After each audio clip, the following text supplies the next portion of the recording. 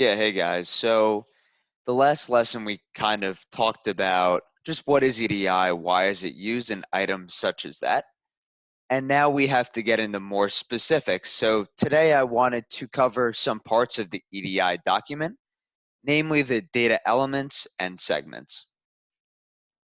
So first things first, an EDI document contains 3 items per standard. I wanted to separate envelopes into its own topic just because there's 3 different envelopes and they're pretty complex to understand, so I didn't want to group it all together.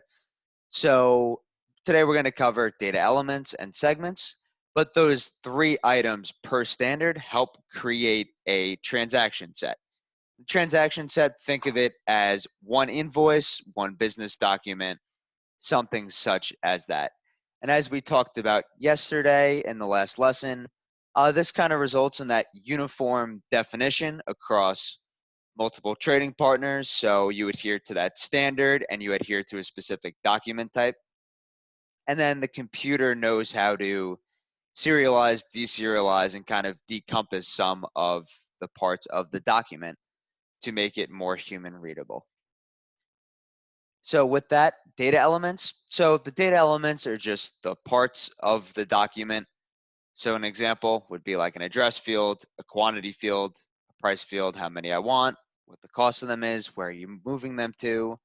So each element has minimum, maximum length fields and field definitions. So maybe one segment is character, one is a specific number. It can only be a 2-digit number, items such as that.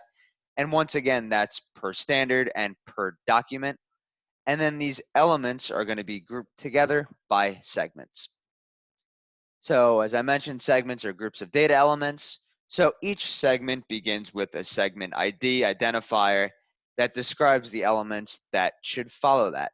So certain segments are mandatory, optional, conditional in the case that maybe if this segment's filled out, this segment below it or another segment has to be filled out with that. So just examples of segments IDs. We'll go over a document shortly, but like an ST segment, you see a lot. It indicates the start of a transaction set. An N3 field is like a street address. So items such as that. And then the different elements within a segment are separated by a file delimiter. One we see a lot is that star, as I mentioned.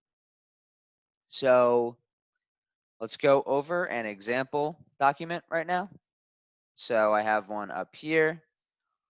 So don't worry about some of the items with this, but like, for example, ST, as I mentioned, indicates the start of a segment.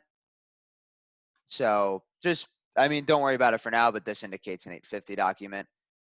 Like N3, as I mentioned, indicates an address.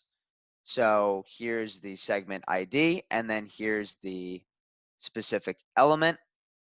So this is the address, and as you can see, they're separated by a file delimiter, which in this case is a star. So for example, I believe the N4 is like the city, state, and zip code. So as you can see here, they're all separated. So then we'll get more into like what can be repeated, what can't be repeated, and how the envelope is created from this. So as you can just see as an arbitrary example here, this PO1 segment is getting repeated constantly. And that once again depends upon the document itself. All right, sounds good, guys. Have a nice rest of your day.